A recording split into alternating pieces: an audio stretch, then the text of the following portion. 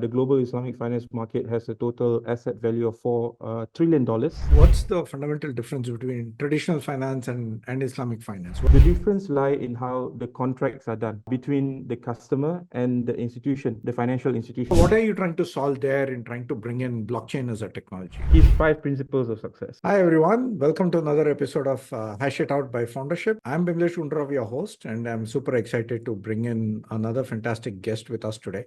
Before we jump in there, Foundership is a Web3 accelerator VC. We work with early stage and growth stage startups across several programs. And we also co-invest with our partners and our syndicate of investors in some amazing deals into our portfolio and also with some lateral deals as well. So if you're an early stage founder, do check out foundershiphq.com for upcoming programs and see how you can garner some of the best ecosystem support that can propel and accelerate and take you to the next orbit. So with us today, I'm super excited to have Syakir Hashim, the co-founder and CEO at Zayn Network. And they are part of our portfolio company and building some amazing products in the Islamic finance space. And we'll learn a lot today and also hear from him on how his journey has been in building a solution to democratize finance for all and how Web3 is solving that problem today. So Zayn, welcome to Hash It Out and thanks for joining us today. Thank you, Bimlesh. It's a real pleasure to be here today. Fantastic. Syakir, why don't you go ahead and do a quick introduction of yourself,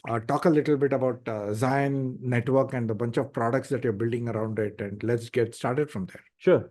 My name is Syakir. I'm the co-founder of Zayn. I was born and raised in Singapore. I've been in the space of technopreneurship for over 10 years across multiple different startups, but predominantly in fintech. My latest venture, Zayn, we're building 2 very cool projects within the Zayn umbrella. One, we're building Zayn Finance. It's a family of DeFi protocols aimed at the global Islamic finance market, which is a huge one. The global Islamic finance market has a total asset value of $4 trillion and predominantly used by markets across the GCC and Southeast Asia. But of late, we're seeing a lot of demand also coming out of Europe and North America for Islamic finance. We also have Zayn Network, which is our Bitcoin L2, aimed at unlocking the liquidity from Bitcoin that we believe hasn't been really put to work. And we want, retail holders and institutional holders around the world who are holding Bitcoin to also think about putting their Bitcoin to work, get it to earn more yields, and support the growing DeFi community globally. That's a bit about what I'm doing right now, Bimlesh. Yeah. Fantastic. So talk to us a little bit about what's the fundamental difference between traditional finance and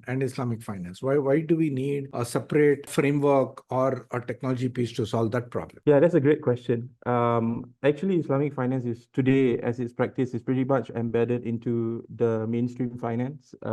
So there's really not much of a difference when you experience Islamic finance. Say in countries like Saudi Arabia, the UAE, Malaysia, Indonesia, where Islamic banks exist, the format of which is exactly the same. You walk into the branch, you get an ATM card, you can use your card to make purchases and all that. So where does the difference lie? The difference lie in how the contracts are done between the customer and the institution, the financial institution in this case. So there are a few tenets to Islamic finance that Muslims globally have to sort of adhere to. And at the prime position, the difference lies in the treatment towards interest. Whenever there is a lending and borrowing transaction, or in certain other, financial transactions or commercial transactions. So in the most basic form of it, Muslim individual cannot borrow with interest and cannot lend with interest. In its purest form, if I were to lend you $100, I should only get $100. So because of that requirement that Muslims have to adhere to, a different sort of system that exists within the wider monetary system,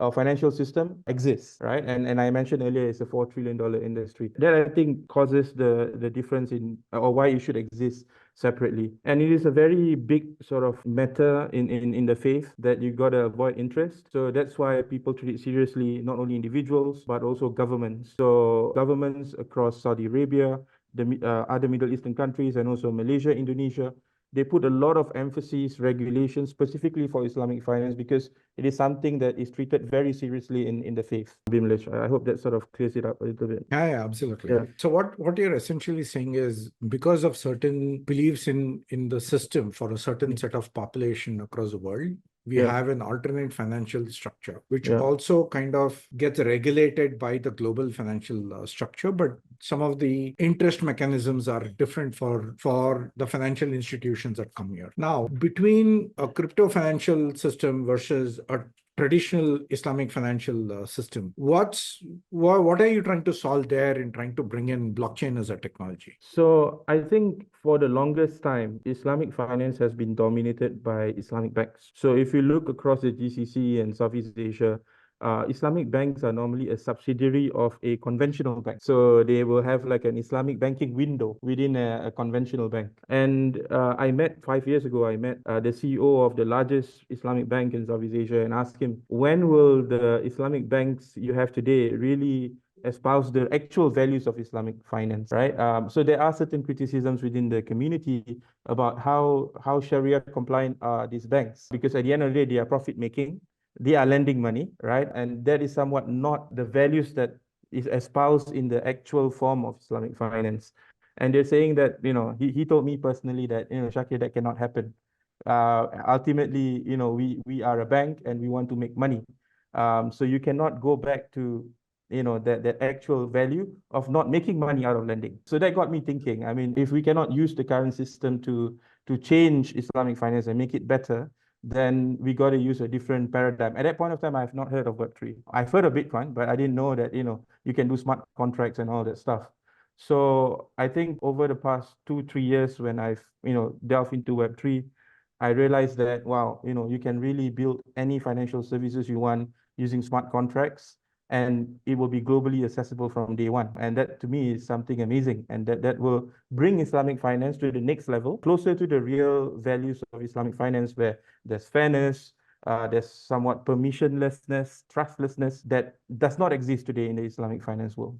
Yeah. Now you're working on 2 products under the Zayn Yeah. umbrella. So talk to us about the L2 that you're building, which is an Ethereum and Bitcoin related solution. Yeah. So Zayn Network is a Bitcoin L2 that we're building. We're currently on testnet. So there are a few phases that we are building this L2 on. Ultimately, the goal is to have trustless interoperability between Bitcoin and Ethereum, so that you can take the Bitcoin that is currently sitting in the Bitcoin L1 and then put it across different dApps that mostly exist within the EVM framework. So that's the intended goal. But between now and then, there are certain technology evolution that we need to go through. So in the first phase that we are building right now, when we go mainnet in the next couple of months, what we will be doing is to use Bitcoin in very strategic and meaningful ways within our L2 ecosystem. One, we are pioneering dual data availability across Bitcoin and also near, and that is something that we're working on right now. Also, we're building high quality secured bridge between Bitcoin into our L2 that will facilitate some movements of Bitcoin from the L1 over to the Zayn L2 so that it can be put to good use. We feel that there's a lot of Bitcoin just sitting down there and not really doing anything, and we believe that there'll be many users and institutions would like to earn yields on their Bitcoin, which currently may not be possible in a decentralized fashion. Only via centralized institutions. So that's a bit about Zayn L2. Maybe I jump into Zayn Finance, Bimlesh, since we're at it. So as I mentioned, Zayn Finance is a family of decentralized finance protocols, DeFi protocols, targeted to the Islamic finance markets. So how we view the building of Zayn Finance is that we look at DeFi as it is today. There are 3 key verticals for people to earn yields. One being liquidity mining through providing liquidity to decentralized exchanges. Second, you have liquid staking, and third, you have lending and borrowing. So we've started with the first one, earning yields through liquidity provisioning to DEXs. So we have ZaynFi Live, the ZaynFi protocol. So how we make it Sharia compliant is that the tokens in which you provide liquidity for on the decentralized exchanges, we ensure that they comply with the Sharia compliance regulations. Meaning we don't allow our users to deploy liquidity in tokens that are for interest-based lending and borrowing, gambling tokens and stuff like that. So that's one. And two, we ensure that the yield source is really not from any lending. So for that, it's very easy to do because you're just providing liquidity to a decentralized exchange. You get trade fees and you get some rewards on top of that. So it's very simple, and that's why we built that first. The second one that we'll be launching very soon is called Zayn Stake. So it's a liquid staking protocol that is Sharia compliant. So this one is a bit more tricky for us to do, but we found the solution. So what's not Sharia compliant with, say, Lido, we believe, is that whenever a node is formed in Lido, right? People come to Lido, they put 32 ETH together, and then they get to form one node. This node, whenever it's called up by the Ethereum blockchain to form the next block, will take any and all transactions to fill up that block solely based on monetary reasons or financial reasons. Like, okay, who's paying the most gas? Let's fill it up and let's go through. But the thing about Web3 and is that you can track the transactions, which protocols they're coming from, what is the purpose of the transaction, and all of that. So if you know this transaction is coming from a lending and borrowing protocol, say from Aave or Compound, you cannot put that transaction in if you want to say that that income that you're earning is Sharia compliant. So we actually built a system where we rebuilt the client for which the validator runs, and we're building a different validator. And this validator only pulls in Sharia compliant transactions when the validator is called up by the Ethereum blockchain to form the next block. So we're very close to launching it. And I think that's going to be huge because I see liquid staking as a form of income in the Web2, TradFi space, right? People want to put their capital and they want to earn on top of it, and they typically don't want to lose their capital. So I think liquid staking provides that optionality, and that's going to be very interesting to all the family offices, high net worth individuals, sovereign wealth funds, institutions around the Muslim world, from the GCC all the way to Southeast Asia, who wants to get into the digital asset space, but they feel uncomfortable with the status of the current big guys in DeFi when it comes to Sharia compliance. So that's what we're working towards right now. And the last piece that we will be building next year is called Zayn Land. So Zayn Land is lending and borrowing. I'm personally most interested in this because I've always been thinking since I was young, how do you lend without interest and yet make it commercially viable? And I think we found it with Zayn. So because we have Zayn Stake, right, where you earn yields from Ethereum, Ethereum can be collateral. Right now DeFi lending is all over collateralized lending for the most part. So you lock Ethereum, right? Say the value of the Ethereum is say $100. You get to borrow $50 on it. But my job is that I cannot charge the borrower. So how do I get the yield for the lender? So that's where we use Zayn Stake, right? On Zayn Land, they lock in their Ethereum whenever they want to borrow stable coins. I take that Ethereum collateral and deploy it on Zayn Stake, earn yields, and that yields belong to the guy who lends stable coins to the borrower. Right.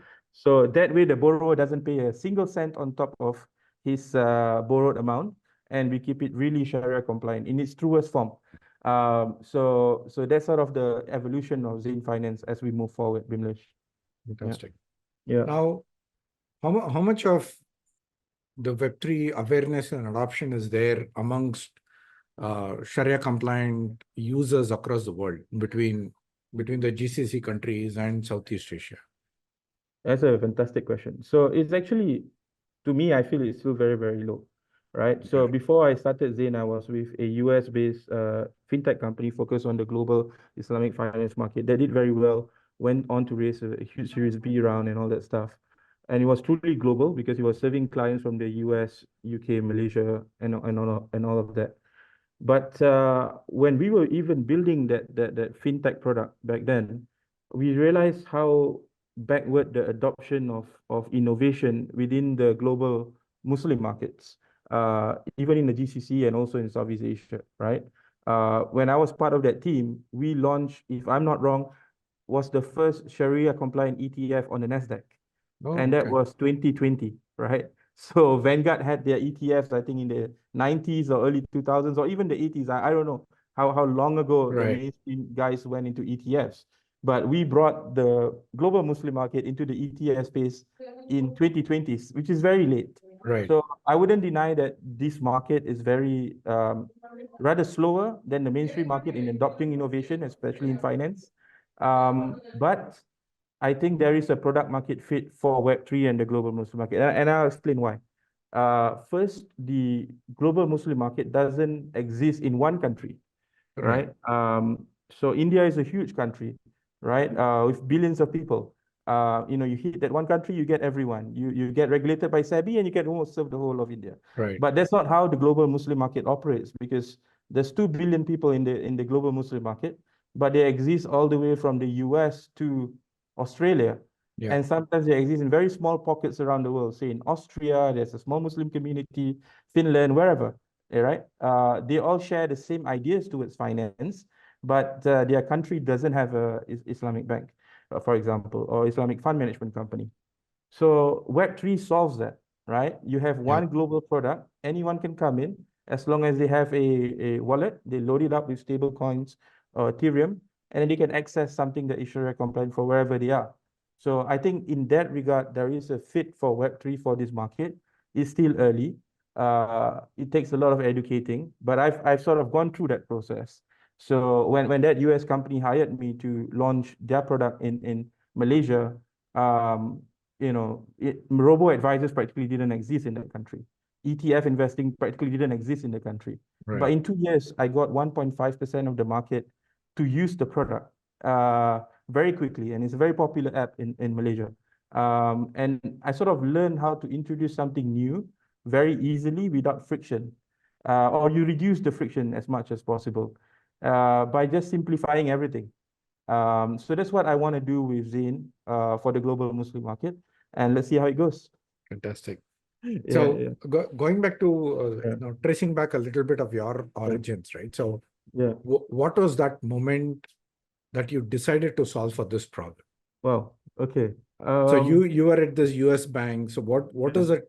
What was that Eureka moment where you decided, you know what, now I think I have an idea. Now let me try solve this and start building my own startup? I've always been an entrepreneur, to be honest. That was my only job I had in my life.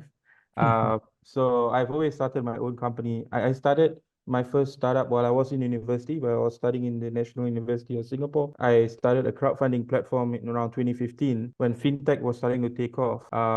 So we were part of the first fintech accelerator in Southeast Asia back then. So I was thrown into fintech quite early on, considering where we're at. The US was very advanced at that point of time. But I saw how fintech was very disruptive and meaningfully disruptive in 2015. So we built that crowdfunding platform, helped hundreds, thousands of students get funded when they are coming from less privileged backgrounds, and it got acquired. So I didn't understand acquisitions until it happened to me. Then I thought that, okay, wow, I mean, I feel that there's a responsibility on me because I was thrown into that position of understanding how fintech works, building a venture, a technology venture. Now I need to use the knowledge and experience to build something bigger and more impactful. And that's why I think I jumped into Zayn. It's a feeling of responsibility towards the community that I should do something for them. Yeah.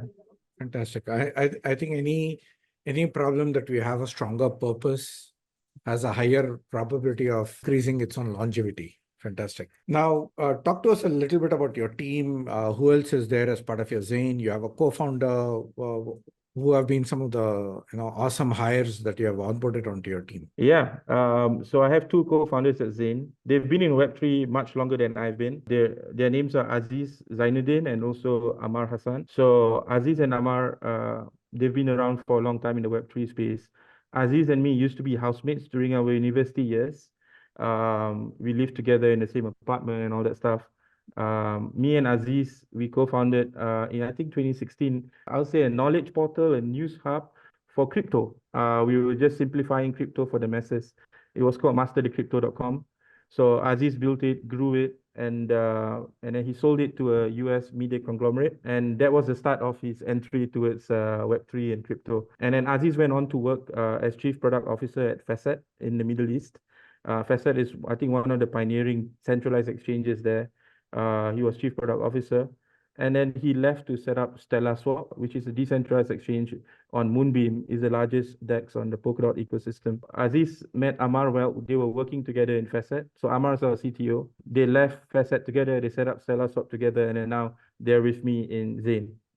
So that's a bit about our background, the team. Talk to us a little bit about your journey so far in terms of how have you been planning out. You're building two products, and you also have an entire financial product line for the Sharia finance.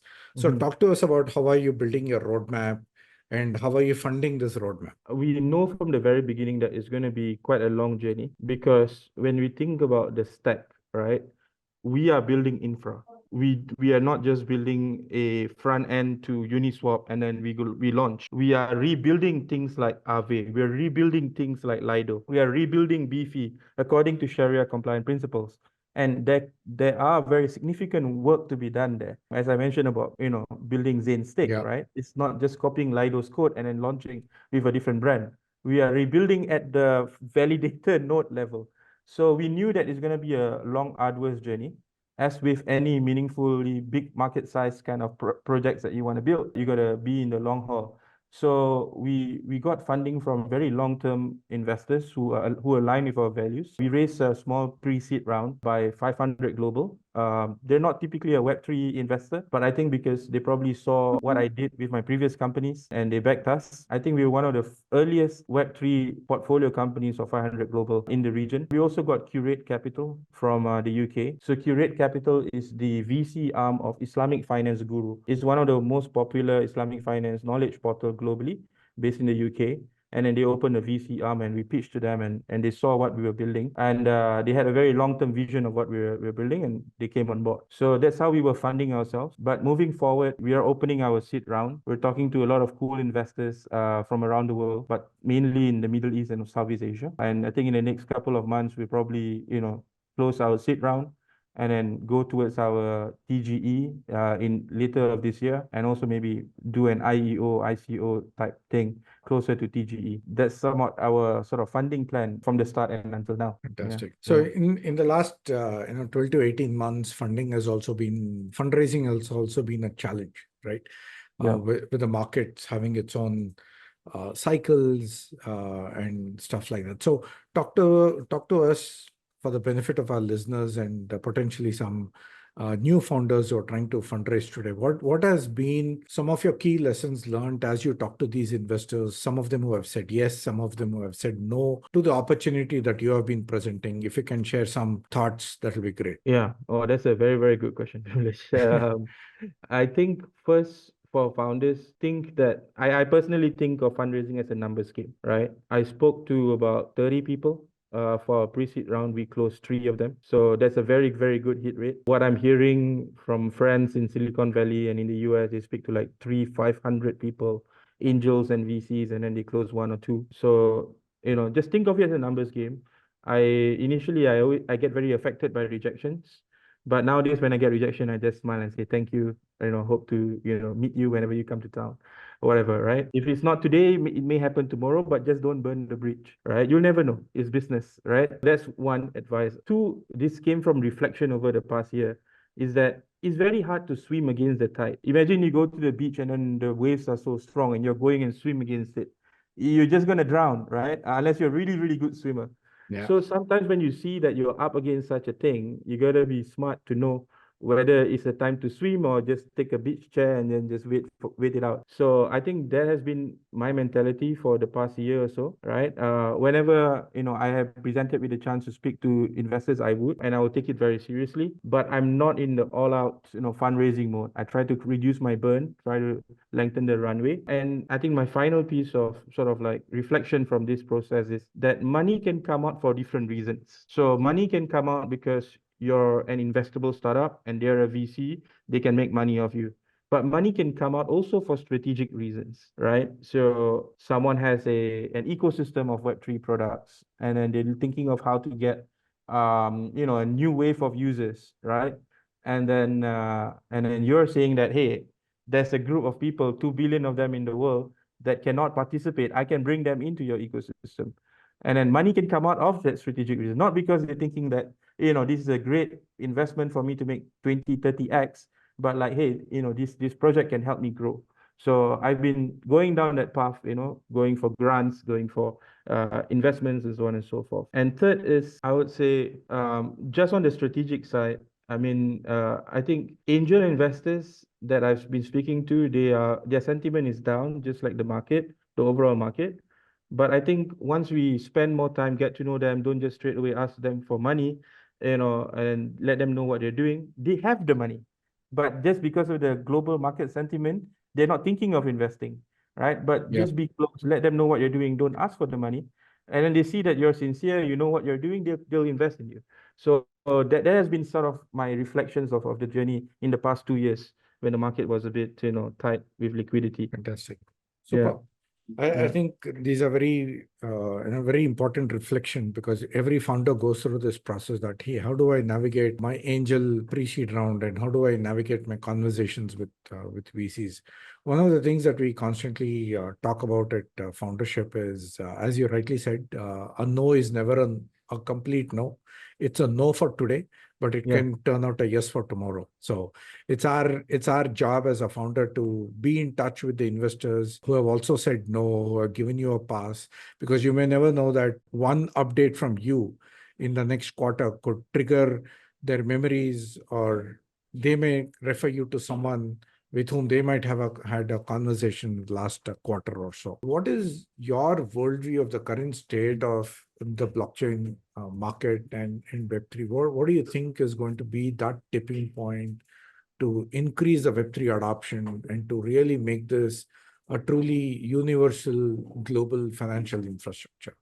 Is it regulations? Is it adoption by large financial institutions, or is it to make the technology more accessible with higher user awareness? Oh, that's a very good question again, Bimlesh. I think I'm a markets person. I like to think about the user persona and build. I think if you focus on the user persona and you build for that user persona, and that user persona represents your SOM or SAM or TAM, you are going to get scale, right? Especially if you're building in a market with a huge TAM. So I believe that comes first. Now, when I first came into Web3 a couple of years ago, I feel that it is a very siloed market, right? It is operating very separately from where I came from, right? The Web2 world. I felt the Web2 world was already advanced, but Web3 world is speaking his own language with his own memes and and all that stuff. So it took me a while to understand how the Web3 world operates. I feel the Web3 world is too small for blockchain, right? It has to go to the Web2 world. Now, you can either let the big corporates take this and run with this and win the blockchain race, or we can, individuals or startups or devs,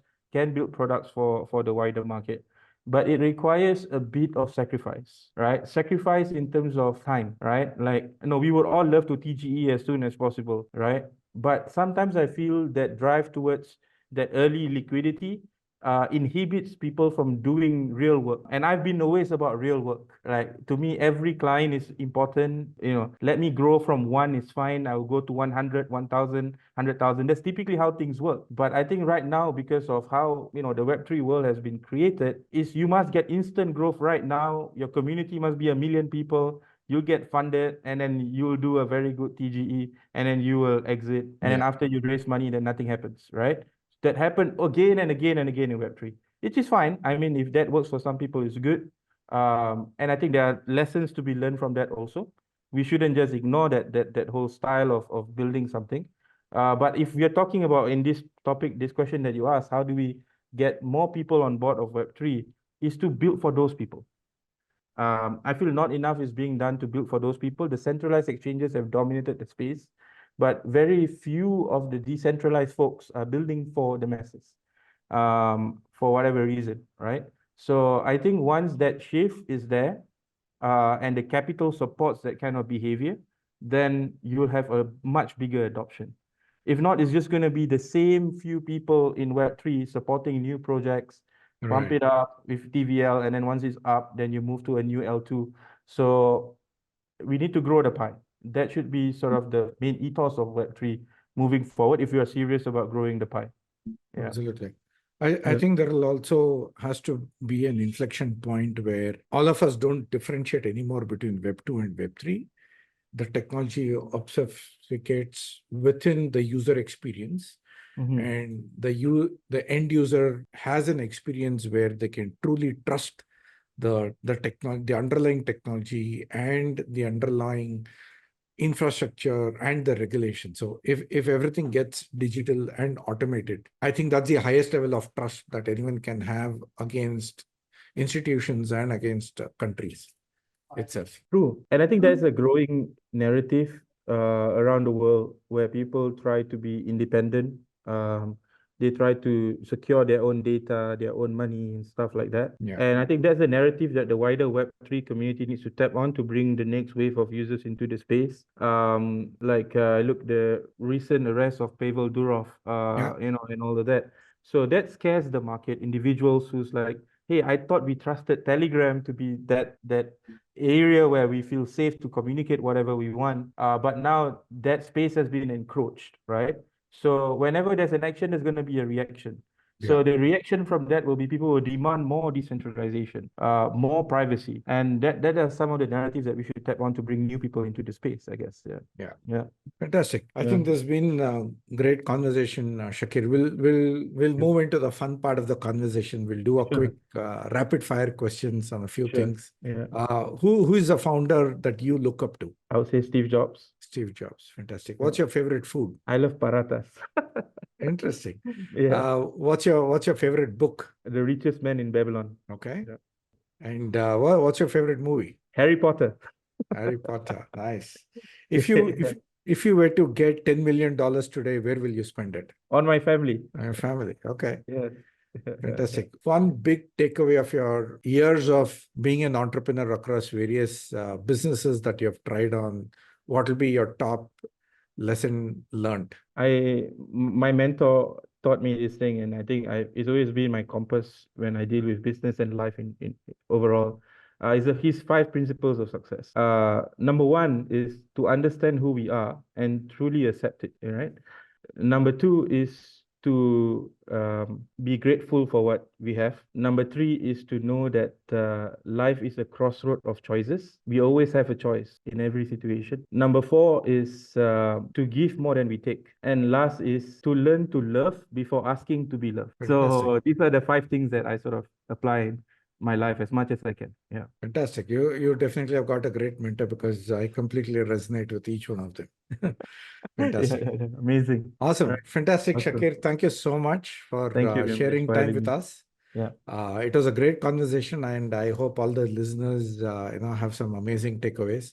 Yeah. So thank you, folks, for those who are listening in. This has been a fantastic conversation with Syakir. You can follow him on LinkedIn and on Twitter. You can also check out Zayn Network, which is a website. And for future accelerator programs that we run at Foundership, check out foundershiphq.com, and you will find our programs section and announcements on our upcoming program. So until we see you in the next episode and with our next guest, like and subscribe, and also share this with your fellow friends who are building in Web3 and with the larger ecosystem, where learning is all about experimenting and iterating, because that's how we can nourish our minds. When we nourish our minds, we nourish ourselves. So thank you so much once again. This is Bimlesh Gundurao signing off from Hash It Out. Until we meet next time, thank you and take care.